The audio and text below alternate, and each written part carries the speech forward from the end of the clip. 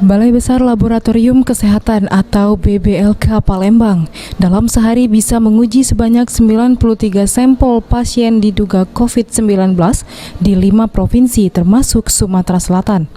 Kemenkes sudah menunjuk BBLK Palembang untuk dapat memeriksa hasil laboratorium pasien diduga COVID-19.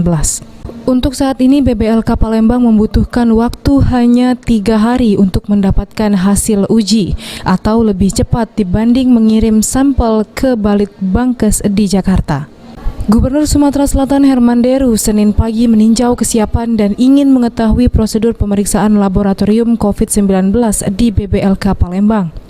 Dalam kesempatan ini, ia meminta masyarakat yang menjalani pemeriksaan laboratorium virus corona di BBLK ini dilayani dengan baik sesuai prosedur dan tidak dikenakan biaya karena telah ditanggung oleh pemerintah. Ia bersyukur dalam 5 hari terakhir pasien positif COVID-19 di Sumsel tidak bertambah signifikan. Hal ini seiring dengan warga Sumatera Selatan telah menerapkan perilaku hidup sehat dan bersih, mengenakan masker dan menjaga jarak. Kita bersyukur bahwa kita termasuk daerah yang cepat dapat mengetahui hasil ini.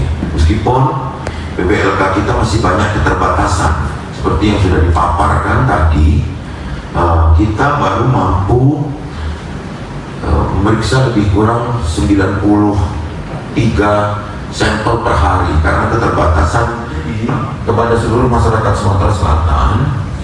Teruslah jaga jarak, jaga stamina, dan yang perlu diketahui juga bahwa petugas di sini juga petugas yang rentan terhadap, karena semua sampel masuknya ke sini. Maka tadi sudah diilustrasikan cara menerimanya, karena saya tidak ingin, saya tegaskan di sini, saya tidak ingin justru petugas laboratorium ini yang rentan ini justru terpapar. Dalam kesempatan ini, Herman Deru meminta gugus tugas COVID-19 beserta jajarannya agar dapat membantu kebutuhan laboratorium BBLK Palembang.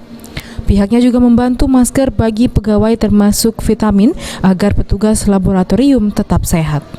Tim Liputan PAL TV.